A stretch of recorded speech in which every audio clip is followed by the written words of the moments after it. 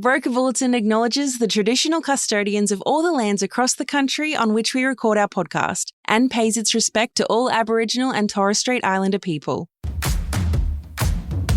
Welcome to the Broker Bulletin podcast, where better begins. Join us as we chat with brokers about what's working for them, what drives them, and the real challenges and wins that matter most right now. Welcome to Broker Bulletin, your shortcut to better broking. I'm Lisa Jackson, and today we are tackling the big question: how can brokers win in 2025? And to help answer that, I'm joined by someone who knows the industry inside out, David McQueen, CEO of Loan Market. Dave, I've had the privilege of working with you for just over 5 years now, and I know firsthand how deeply you care about brokers and their success. But for those who don't know you, or might want to get to know you a little bit better, or might just know you as the risk guy, can you give us a little bit of a picture of your journey from CRO to CEO? Yeah, of course. Like it's funny, the risk guy component, because actually the first ever role that I had in risk was the CRO role. Look, I think risk management, everybody should have that. But the reality is, if you look at my background, prior to this, I was head of strategy for mortgages for Westpac. Like, I'd worked in ops. So I've taken a lot of care to diversify my skill set. So when the opportunity arose for Loan Market, it was definitely the ability. I had to articulate my ability not to just have a risk lens, but to have a whole of business lens. And I've intentionally guided my career in that way. Like, I've worked in distribution, I've worked in operations, I've worked even a stint looking after marketing for a little while. So that diversification, I think, has really set me up, hopefully, to do this role successfully. So you've been with Loan Market for 5+ years now? Yeah, last week, 5-year anniversary. Congratulations. Thank you. What initially drew you to Loan Market? Yeah, it's an interesting one. So in my last role, I did form strong relationships with Loan Market because obviously at the Westpac Group, Loan Market were one of our aggregators. When I was looking at different opportunities, one of the opportunities was definitely to get into a C-suite role. So I think at the time, Best Interest Duty was coming, the opportunity to really lead and shape that. I was really attracted to driving that. But there was also that family business that also had the size and the scale to really grow. Having spent some time with Sam and Steve Scahill, actually, working closely with both of those and Michael Kapafakis, I was really drawn to the family feel of the business, but a family business that was going somewhere. So it was small enough to feel intimate, but large enough to align with my goals around career progression and where could we really take this thing. So yeah, and it was an exciting journey. Like, if I look back at when we first were going into Best Interest Duty, everyone was terrified. But actually, I think it's become a real competitive advantage for us. And we leveraged it. We tilted towards seeing that as a strategic opportunity, not a compliance burden. And I think if you look at our growth since Best Interest Duty's come and the industry's growth, kind of up to like 74% market share, I think we did a good job embracing that. Kudos to you. You really led so beautifully through that. I think it was the network, by the way, that embraced it the most. But it was, a privilege to be part of that. And I don't think we can underestimate Sam's leadership all the way through, that he was always facing into that and never hid away from it. You made compliance cool and innovative. Thank you. Coming up to the first 90 days in your new role as CEO, at a pretty pivotal time in the industry, what's it been like settling into your new role, and what have you learned so far? My carbon emissions have probably gone up. Lots of look, my first 90 days, it was interesting. I've read quite a few books over the Christmas break, actually, and a lot of those were like, the first 90 days thing can actually be a little bit of a fallacy. Like, you shouldn't actually think about the first 90 days because it means that sometimes you rush into stuff. And I've always been somebody that does feel I'm moving too slowly. But the first 90 days, we had the PD days, which gave me the opportunity to get around the country. So it was really an opportunity to just speak to as many people as possible, speak to our network, but also our corporate team, and just try and learn. The danger, I think, for any of us is we make a lot of assumptions. I definitely made a lot of assumptions going into the role, and some of those assumptions will be right, but there'll be a lot that were also incorrect. So the first 90 days for me has really been about getting to know everybody, both on a corporate and the broker level, getting to know them more deeply, not getting to know them just from a compliance and a risk perspective, but getting to know more holistically what's really important to them, and starting to think, okay, well, what can that mean for us? So over Christmas, I've spent the time starting to think, right, well, I've taken a lot of these learnings. How am I going to take those learnings and shape them into a strategy that can really make a difference for our brokers and business owners in 2025? So you mentioned some assumptions. Can you share any of those assumptions with us? You make the assumption, like I probably speak to a lot of the same brokers again and again and again. So I think we make the assumption around what's important. Probably what I've learned is that you could go and speak to 20 different business owners and 20 different brokers, and what's important to one is not necessarily always going to be important to another. I think the more you speak to people, understanding the why that's important to somebody, like again, you might assume that this is important to someone. Someone might be looking to grow 1 year to a certain extent. Somebody might be looking to do something else. Somebody might be looking to sell a book. Like I've just always acted under the assumption that probably I'm always just thinking, how do I progress? How do I progress? How do I progress? That's always probably just my mindset. Different things are important to different people. So understanding the why is really important. But I think that's in every walk of life that we make assumptions. You always want to be testing your own biases. Out of that first time, and I totally take your point on, first 90 days can be a bit of a fallacy. Yeah. Is there sort of one thing you were really pondering over the break? Yes, definitely. So, and I think I've definitely been guilty of it. I think the industry is guilty of this, and businesses have evolved really quickly. I've always thought of our industry probably with a lens to the broker. Where I've probably pivoted definitely, and Sam has reinforced this to us in the past, but our customer isn't a broker, our customer is a business owner. And I think, yes, we need to help brokers be brilliant brokers, but we also need to help business owners be brilliant business owners. And I'd say where my mind's gone both on the back of speaking to people, but also just maybe some of the thinking that I've had is, how do we pivot towards that? How do we help business owners be outstanding business owners, not just great brokers? From a compliance perspective, it probably always was more focused on the broker journey. Now I'm thinking more, how do we create outstanding small to medium businesses? It's a great mantra to bring into 2025. Let's move into what's for the future. We're at the beginning of the year, 2025. Can you believe it? And I would imagine that growth is on many of our business owners' minds. But as you and I both know, growth isn't just about ambition. It's not just the dreams. It's about having the right tools, the right strategies, and the right support in place to make that happen. So how are you and the team setting brokers up for growth in 2025? Yeah, I mean, look, everyone wants to grow. Everyone that you speak to says, I want to be CEO, I want to be the best broker. Like the reality is that often there's hard work and there's the tools that you leverage to be able to do that, and taking the time to research what those tools are. And if I look at what my role is really to understand what are the tools that Loan Market can provide to those business owners to help them achieve that growth. So to make those goals become a reality. If I look at one of the biggest successes of 2024 and a lot of the feedback that I've had from business owners and brokers when we've been speaking to them was Elevate. So the role that MK, I think, played in that was brilliant. And he really understood, if you look at the MK role, some of those areas. Tell us a little bit about MK, like who is he? MK, Michael Kapafakis. So he was, works with me at Westpac actually, but he was the state manager of New South Wales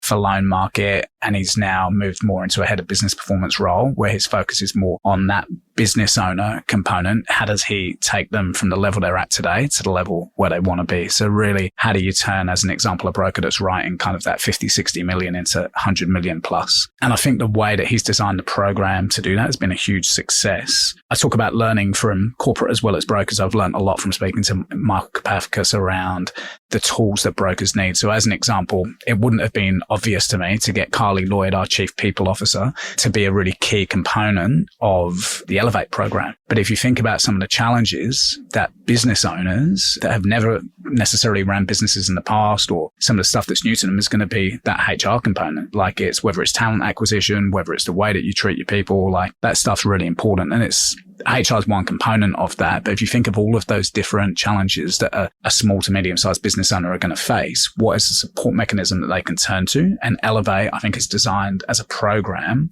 to really support those businesses on that journey. So just for people that might not know, like, what is Elevate program? Yeah. What's the core? I think at the core it is in relation to business owners that have that growth objective to add some structure around how they're going to be able to do that. There are many different areas that a business owner is going to go through when they go on that growth journey. We touched upon the HR piece. Some of that would be marketing, leads, brand, personal brand. I look at it collectively as a framework, how you can take your business from where it is today to where the business is going to be tomorrow. But those frameworks are absolutely critical because, again, people will talk about, I want to grow. The reality is, without a plan, you're probably not going to get there. And I think what MK is doing is putting those rigors and those frameworks that will enable you to do that. Let me understand your business. And it can't be a rigid framework. It's a smaller cohort of business owners that are in there. that will also benefit from the community, from each other, so they'll learn from each other, but it will identify, right, what are the gaps that are in your business at the moment, or where can we improve your business, and how do we take you to that next level and close some of those off that will really enable you to get from where you are today to where you want to be. So is it one-on-one coaching, group coaching? You've mentioned a few things. Yeah. How does it work? Combination. Yeah, so it'd be both. So you obviously have access to Michael, who's an excellent business coach, has played that role as a state director previously. So you get that one-on-one access. But at the same time, I would really reinforce the importance of that community. One of the key differentials between loan market, I believe, and some of our competitors is the sense of that community and the fact that they're prepared to share with each other. It's not, I'm running my own race. Actually, it's a collective race, and the ability to share. And the reality is learning from somebody else that's been on that journey and bringing that community together to be able to share that. That's going to be super, super powerful, and often more powerful than somebody that hasn't necessarily done that role. So our ability to learn, leverage insights, get input from others that have done that, and then to be able to share that to others to enable them to grow, I think is really, really important. So in 2024, you had 70 business owners go through Elevate. That's across the country. That's outstanding. That's business owners. So I think, that distinction between business owners and brokers is a big number. Yeah. So what's in store for Elevate program in 2025? Yeah, I think it's a really good question. Even over Christmas, so many people have been messaging me and going, how do I get onto Elevate? There's been certain criteria around Elevate in terms of where you sit. I think what's become evident to me looking more closely is that we need to expand Elevate, but also tailor it to suit a business depending on the life cycle that they're at. Because the support that somebody needs, as an example, that's been, let's say, a business owner for 12 months versus somebody that's there 5 years and is writing 250 million, they're very different. Now, that doesn't mean they don't need support, by the way. They do, but it's very different. I think just putting people in a room because they're in the same postcode or it just doesn't work. So what I'd love to see with Elevate next year and where we're working towards is how do we design a program that, depending on your life cycle, where your business is at, that the program will be designed to suit you. So that will be expanding it. And as opposed to 74 business owners, how do we get every single business owner to be able to go through that Elevate program? Ideally, I think you'll actually see businesses do Elevate this year, but then they'll do it again in 2 years' time because there's no end game, right? It's like there's no stop, but it's once you get to that stage, once someone goes, right, I've got from 0 to 100 million. Okay, well, how do I get 100 to 200, 200 to 3 million? And that journey up to becoming a chairman's broker should be really clear. To be a chairman's business owner, how are we taking them on that journey so they can see that linear progression? So hopefully Elevate is the start of long journey towards real success. As you taught me, Dave, hope is not a strategy. I know you'll do it. You've got great foundations. It sounds great. So how would brokers get involved in Elevate? Yeah, so there's a few different ways. I mean, obviously you can speak to your broker success manager, your state director, to myself. But what I would say more broadly, our broker success managers have a portfolio of 1 to 50. That's very small, like if you comparatively. And the reason that we've done that is we want those broker success managers to intimately know the business owners. And that means they should understand what is important to that business owner at that time. Elevate may be one component of that. So if Elevate's important to them, they should be having that conversation. They should be setting them up for success going into that. But there's other things beyond Elevate, right? Elevate is one component of what we offer. We've got, whether it's Talent Force, whether it's Broker Force, whether it's Profit Pulse, there's a suite of services that we provide that the broker success manager, by knowing and deeply understanding that business owner, can say, these are what we're going to leverage. So it's almost like a hub and spoke model. Let me really understand you. Let me be your business coach, not just a kind of tool for telling you how you can get an escalation. How do I understand your business to enable you to grow depending on what's important to you? One of the biggest challenges for small, medium-sized businesses is talent, is finding and keeping the right people. And the cost of hiring the wrong person or just struggling without the right support in place can be absolutely enormous. It's a huge weight. What are you seeing in the market and for brokers when it comes to staffing challenges? What are the plans to support brokers? Yeah. Look, it's getting harder. I think since COVID, like the cost of talent, retaining talent is becoming a lot more difficult. It's kind of pivoted towards the power being with employees as opposed to business owners. There's also a lot of assumptions around people saying, well, I want to hire somebody. Should I get a contractor? Should I get an employee? What's the actual impact on my cash flow if I go and do this? So there's a number of ways that we try and support our businesses by doing that. So we have a function called Talent Force. As an example, Talent Force last year, I think it was around 73 loan writers that we placed into businesses across the country. What is Talent Force? Sounds cool. So Talent Force essentially is a recruitment team that support all of our business owners. It's incorporated as part of the loan market service plan, where we'll actually go and identify loan writers for your business or support staff for your business. Like an internal recruitment agency. Exactly. Like an internal recruitment agency that will go and identify talent, and they'll place them in people. Now, there's a number of ways that we do that. We have a pool of people that complete Cert 4s directly with us via Broker Bulletin as an example. So we've got all of that talent that have essentially qualified looking for roles and that we can help. But we also advertise for roles via Seek, etc. And there'll be a lot of people that we speak to, as an example, say, I want to go and be a business owner, but then they're newer to industry, and we say, right, actually, you'd be better off going and being a loan writer within a really strong, successful business and placing them there. So it's a key component of what we do is being able to identify talent almost at pre-screening before we put them in front of our business owners, and then setting them up within the business. That's beyond just, that's one component. There's Talent Force, which is around loan writers. What we're definitely starting to see, it's always been the case, but the support staff as well. Some people will want people onshore. There's also a massive offshore component. So we've got Broker Force, which based in Manila, which provides that offshore support. A lot of people do use offshore support. The advantage, I think, of Broker Force is that that it's a lot more secure from a cyber perspective. As an example, we have SOC 2, Type 2, all those guys go through a strong level of training that that when you've got somebody there, a lot of that burden is taken away from you from a HR perspective. And a lot of people are now using support staff. Right. So you've got Talent Force, your local recruitment service, and you've got Broker Force, your outsourcing, but you're really insourcing because they're trained, etc. That's two pretty powerful. Yeah, absolutely. Right. It's like, so when you get someone in Broker Force, that they're already trained in how to use MyCRM, they're set up for success. You're not going to have to go and do all of that work in terms of they're already trained in what we call the loan market way, like those different steps around how do I go and input an application into MyCRM. And it was funny, I was speaking to a recent recruit and I said, well, actually, he was kind of saying to me, when I get someone in Broker Force, am I going to train them? I was like, well, actually, they'll probably train you because you're new. They're going to have that experience in MyCRM. That the likelihood is they'll actually know a lot more around how to process an application than you will. And that's definitely part of the promise, is that as part of Broker Force, you're going to get somebody that is already trained in MyCRM. They're strongly equipped with the skills and the tools to be able to support your business adequately. Yeah. So if you don't want to put somebody on full-time onshore, you've got that option. Yeah. So, and I think different, again, it's that assumption, right? Like I might make the assumption everyone's going to want to go onshore because you prefer that kind of level of intimacy and ownership, or you might make the assumption that actually offshore is more effective because it's cheaper. I think it really depends on the business and the type of role that you're looking for. And I think both work. It just depends. And often you might get one of both. Like you might get somebody onshore and then somebody offshore. Definitely our larger businesses, you'll see that they've got a mixture of the two. Yeah, I think it comes back to that point that you were making earlier about business life cycle and really, and your broker success manager really understanding where you are in that cycle and what your ambitions are. The business life cycle is absolutely critical. And what I say to business owners when they're looking to make those decisions is that you need to really decide where you're going to pivot and spend your time. So when you're making a decision around onshore, offshore, all of these different things, where do you want to spend your time? Because for everything you're doing, you're not doing something. If you're recruiting someone or if you're getting somebody to train, if you're going to go and hire somebody yourself offshore because you think that you want to be close to that process, that's time you're not spent on lead generation. The most important thing to you, is lead generation.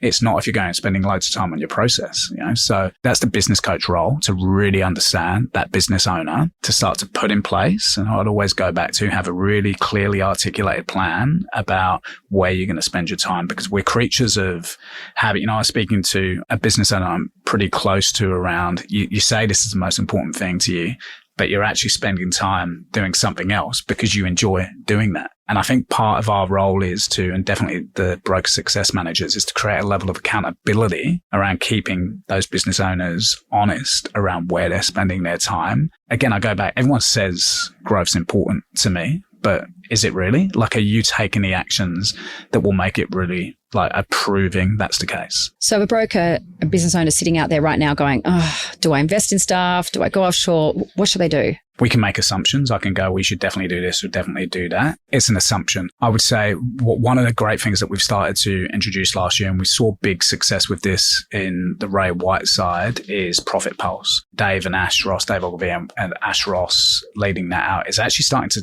leverage data, so you can actually have data-driven conversations around the impacts and the cash flow impacts and the break-even period around what these decisions make.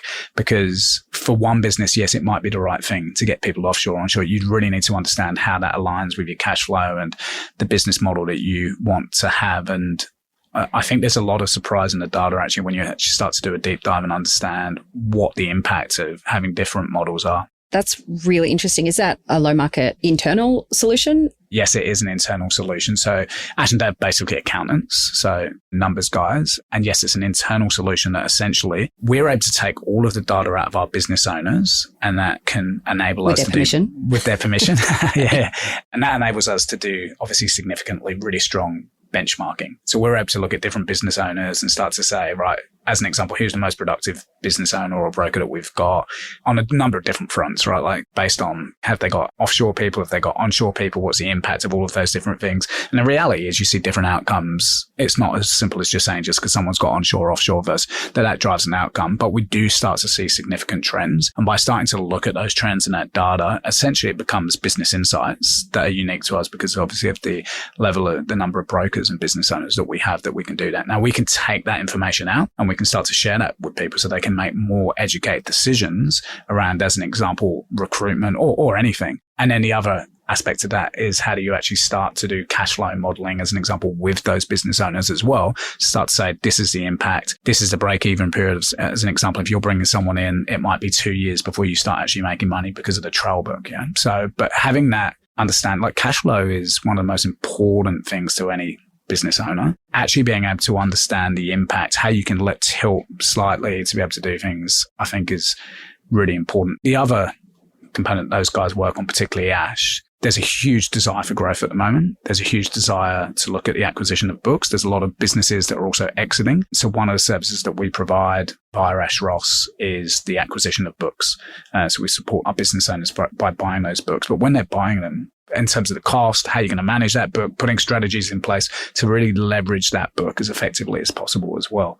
That's so important. And getting organic growth. Yeah, 100%. Yeah, I would imagine people sitting out there going, how am I actually going to strategically grow my business? Yeah. There's different things for different people, different ways of doing it. I mean, look, we've obviously with Loan Market, we've got the Ray White relationship, which can be great in terms of lead generation. But if you don't have those leads, those first couple of years as a business owner and as a broker, they can be quite lonely. They can be quite challenging. Being able to leverage your business coach to support you, but also looking at the different strategies that are open to you. Because if lead generation is a challenge, you might look, but you've got the cash to go and buy a book. You might think, right, I'll buy that book, and then through that book, I'll work that to get organic growth. That might be the right strategy for you. It depends. Like, whereas if you've got huge lead generation and great referral sources, you might say that's not the most important thing to me at the moment. But it goes back to, what are you really good at? What's your competitive advantage? Where do you want to spend your time? And if you're spending your time there, you're not spending it somewhere else. So if you're really strong from a processing perspective and nurturing a book, I would say, well, look at the opportunity to buy a book. You've also got businesses that are just like, how do I just continue to grow? So they're just looking to continue to buy books, because if you look at numbers, this isn't financial advice,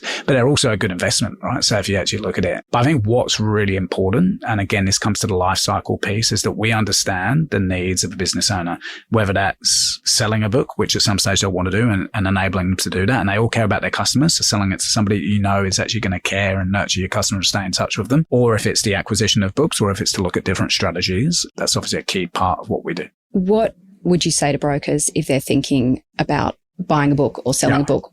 What's the next step that they could take? Again, like, so if it's a loan market broker sitting under the loan market or partner service plan, speak to your broker success manager. Like, part of the role is, so they do something called a business builder, which essentially once a month they should be sitting with those businesses and actually going through a business builder where they're identifying what do you want to do, and we'll provide the right resources to enable you to have a discussion around that. And what that, again, it's a hub and spoke model, because your broker success manager isn't an accountant. They can't be the expert. But what they will do, if you're thinking about buying a book as an example, is they will connect you with Ash. We've got a whole, Ash essentially has loads of books. Like, people are going to him and saying, we're intending to sell. So he has a collection of people essentially that have said to him that they want to sell, and we'll enable to do that. And we will partner them with a few different people that might be interested, and will support that transaction to go through. That sounds awesome, because I can imagine it would be quite nerve-wracking. What are you actually buying? How do you manage it through your business? It's great that you've got that level of expertise. And it can be expensive to do it when you do it via certain methods as well. So that's the other thing, that, the service that we provide for the loan market, to be able to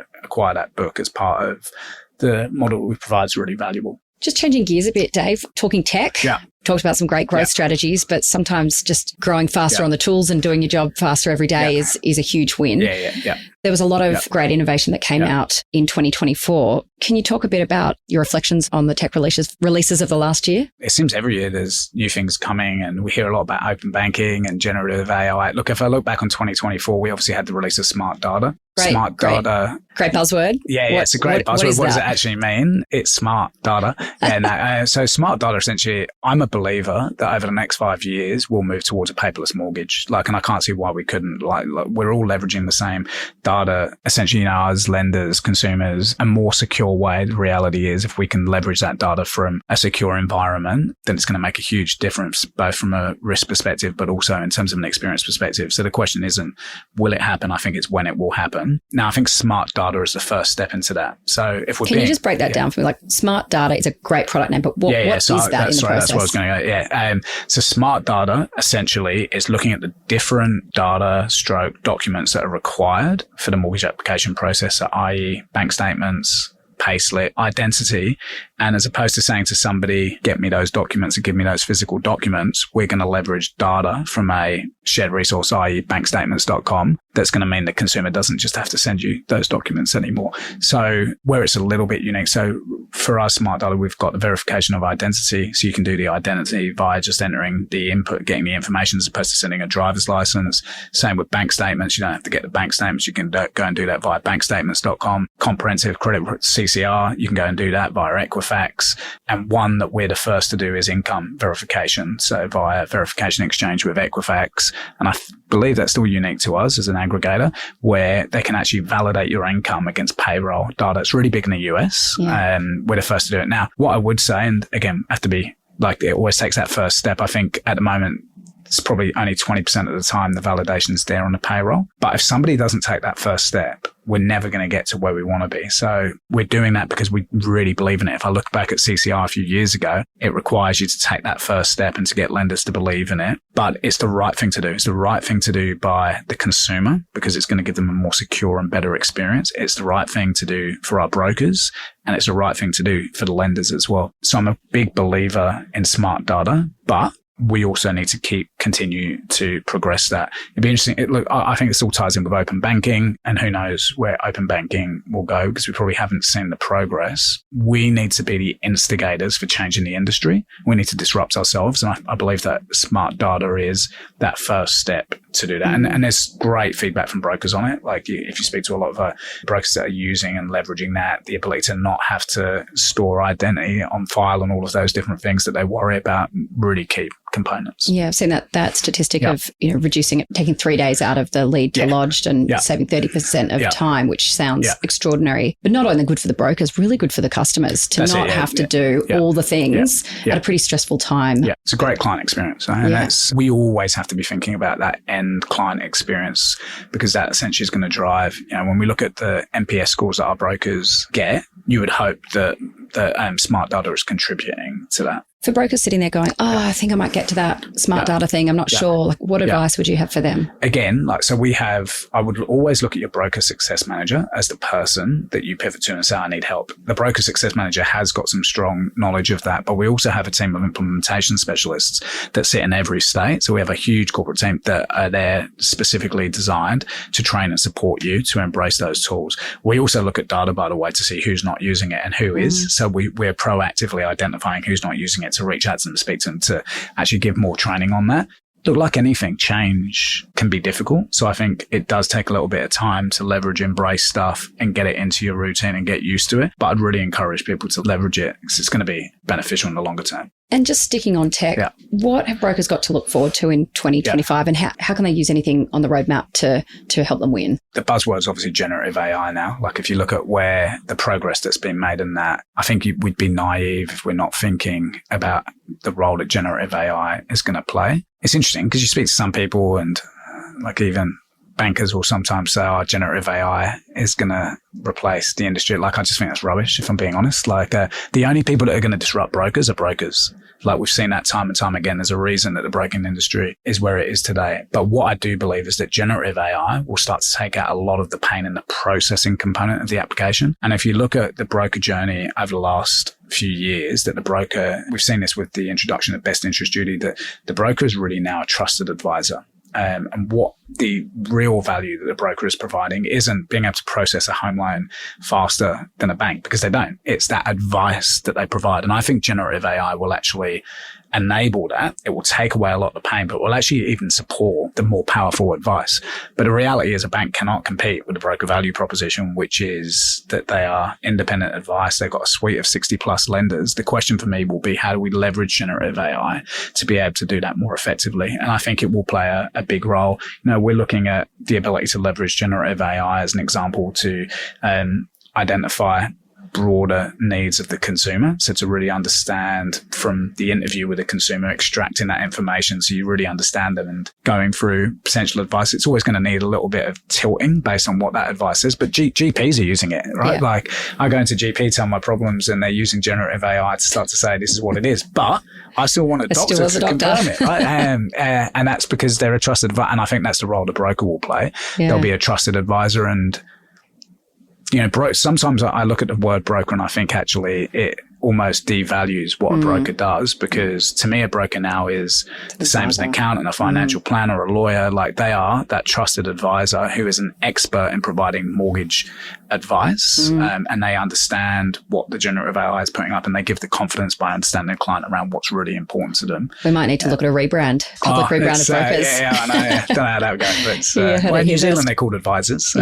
Maybe it's semantics, but the reality is I think that term trusted advisor is really important. And by the way, that's been recognized as part of the open banking, like with the CCR regime, that the broker is a trusted advisor, right? Like that's how they're able to access that data. So I think the industry knows that the broker is a trusted advisor. That's good. For brokers just sitting there going, yes, get me that GPT into my CRM. What are your thoughts? It's definitely stuff that we're working on. And I think you'll definitely see over the next 6 to 12 months. Like if you're not doing it, Sam always challenges us and says that we're building a platform for 2028, not just for 2024. And I think you've seen that. If you look at my CRM, 2 years, Platform of the Year award, I think, and that doesn't mean that there's not always work to do. Like we always need to do that. But my CRM has been a huge competitive advantage for us for the last few years. And part of the reason is that we invest in the future of it. We're building a platform that's always a platform for tomorrow, not just for today. And you see that with smart data, but we'll continue to do that. And just on growth and tech, LMG and Loan Market's made some pretty big investments into commercial and asset finance over the last few years. Everybody talks about diversifying to grow as a growth strategy. What's in store for brokers in 2025 in that space? Again, we've spoken about being the home for the diversified broker. I think there's one thing saying it, is the other, okay, well, what does that mean? So we've made investment, and I think in March or April of this year, we're going to roll out essentially where we'll see my CRM having the capacity to be able to support brokers, large commercial deals as well as residential deals, and having that more 360-degree holistic view of your clients. And that does enable then somebody to be a true diversified both business owner and broker. And I think that's really exciting times, because when stuff gets tight, leads, etc., the ability to be able to look at different revenue streams becomes more and more important. And I think it's going to be a true differentiator for us in the market. Oh, it's really exciting. And I'm sure we'll need to lock in a podcast about those topics as well. Tom, on the diversified broker. I think absolutely. It'd be a good one. Well, Dave, at Broker Bulletin, we're all about finding the 1% improvements that lead to the big wins. So my question to you, Dave, is what's one small thing you do every day that has the biggest difference on your performance? Wake up. People often say they want to do these things. Like there's no secret sauce to getting to anywhere. Like for me, it's always hard work, but the two disciplines I always have, two things. Like one, I work out every day, and whether that's going to the gym or just going for a walk, like you've got to have something. It's an easy word, but if you don't have a healthy body, you can't have a healthy mind, and you've got to turn up in these roles. So I think you just have to do it. And the other is I have a quote in my calendar that just says, be kind, for everyone's fighting their own battle. And often we'll speak to different people with different agendas. I think you've always got to remember that people are going to have their own reasons for being where they are. And it can be a tough world out there. So a little bit of kindness is really important. That's really, really great advice for everyone. Just got to live it. So. Yeah. Well, thank you, Dave. And congratulations again on your CEO appointment. Thank you. I'm sure that 2025 is going to be an outstanding year for you and all the brokers out there. If you want to know more about anything you've heard today, get in contact with your broker success manager. We'll post the link in the show notes to get in contact with LMG and Loan Market. Stay tuned for more episodes of Broker Bulletin, where we continue to bring smarter insights for better broking. Thanks for tuning in to Broker Bulletin. We would hate for you to miss an episode. Subscribe to Broker Bulletin in your favourite podcast app. Has this episode been helpful? We'd love you to rate and review us. It'll help us deliver content that's useful to you and help others discover us. If you have great ideas for topics worth tackling or have burning questions you'd like addressed on an upcoming episode, reach out. Links in the show notes. See you next time.